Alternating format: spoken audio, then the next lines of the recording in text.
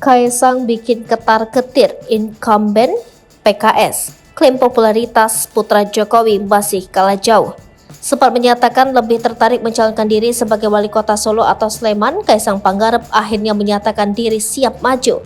Pernyataan Kaisang ini bikin kubu PKS yang mana kadernya yang kini menjabat sebagai wakil wali kota Depok, yakni Imam Budi Hartono, memiliki popularitas melebihi Kaisang. Untuk diketahui, Imam Budi atau kerap disapa IBM dipersiapkan untuk maju ke Pilkada Depok lantaran M. Idris sang wali kota sudah 2 periode menjabat. Lantas seperti apa peluang Kaisang dan Imam Budi? Bendahara PKS Depok Ade Supriyatna menilai IBM sapaan Imam Budi Hartono masih tertinggi mencapai 70%. Masih Imam Budi survei tertinggi, saya khawatir salah, tapi sekitar 70% untuk popularitasnya. Kalau survei elektabilitas masih harus dipastikan lagi, ujarnya. Politisi PKS Mardani Alisera justru mempersilahkan Kaisang bertarung di Depok menghadapi kader PKS, sebab dunia politik pernah darah muda.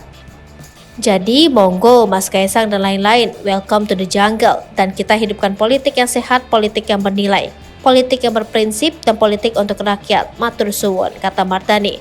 Namun, pengamat politik dari Universitas Al-Azhar Indonesia, Ujang Komarudin menilai, niat Kaisang belum pasti. Bisa sebuah gimmick, bisa memang serius, bisa berpromosi, bisa juga sebuah kepura-puraan, kata Ujang. Kaisang harus kerja keras, sebab menurut dia baru PSI yang menyatakan dukungan sementara di DPRD Depok PSI hanya punya 1 kursi.